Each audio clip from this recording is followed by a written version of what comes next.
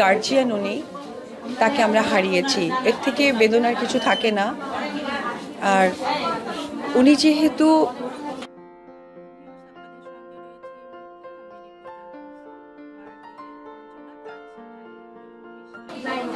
আমাদের মাঝে আর নেই, আমি এটুকুই বলবো, ওনার যারা ভক্ত দর্শক আছেন, ওনাকে যারা ভালোবাসেন, তারা অবশ্যই তার জন্য দোয়া করবে।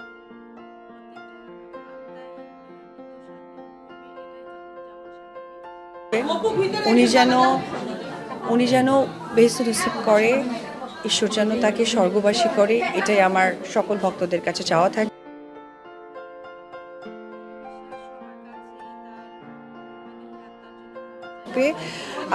আর একটা কথা বলবো, ওনার যদি কোনো কথায় আপনারা কষ্ট পেয়ে থাকেন, অবশ্যই তাকে ক্ষমা করে দেবেন।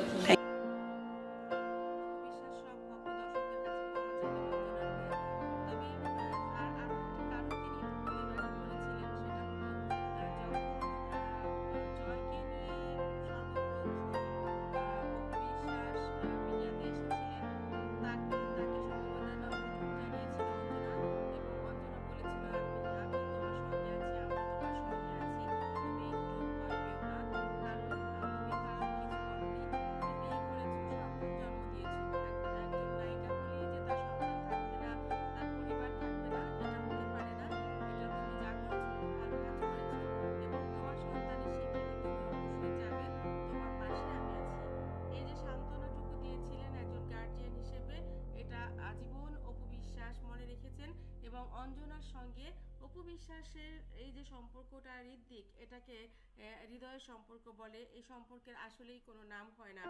হ্যাঁ, এখন শাকিব খান, অপু বিশ্বাস সবাই জয়ের জন্য পাগল, সবাই জয়কে সবাই মেনে নিয়েছে, দেশবাসীও জয়কে ভালোবাসে। কিন্তু সর্বপ্রথম যে স্বীকৃতিটা অঞ্জনা দিয়েছিল, সেই সময় সেটা খুব দরকার ছিল একজন মা অপু বিশ্বাসের। না হলে নিজেকে একজন কুমারী মাতা হিসেবে হয়তো দাঁড়িয়ে দাঁড়িয়ে ঘুরতে হতো, হয়তো ডিএনএ টেস্ট করার কথা, কিংবা একজন অপু বিশ্বাসের জীবনও হুমকির মুখে থাকতে পারত। কারণ মানুষের জীবন নিয়ে আসলে কিছু বলা যায় না, এই দেশে কখন কি হয় কিছুই বলা যায় না।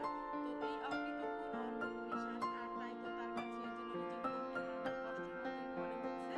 এই কারণে তিনি হয়তো অনেক বেশি কাঁদছেন, সবার কাছে ক্ষমাও চাচ্ছেন।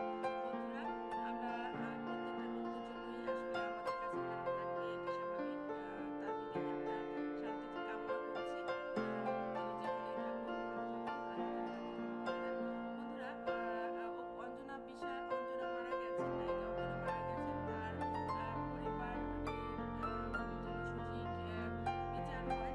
কারণ তার যা প্রপার্টি, সেটার জন্য যদি তাকে এরকমভাবে মৃত্যুবরণ করতে হয়ে থাকে, তাহলে সেটা অবশ্যই দুঃখের হবে। আর যদি সেটা না হয়ে থাকে, সাময়িক ক্ষেত্রে যদি হয়ে থাকে, তাহলেও সেটার জন্য যেন কোনো হ্যারাসমেন্ট যেন তার পরিবার না হয়, এতটুকুই আমরা চাইতে পারি।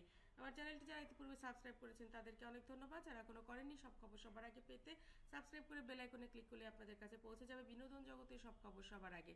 ভালো থাকবেন, ভালো রাখবেন প্রিয়জনকে। ধন্যবাদ।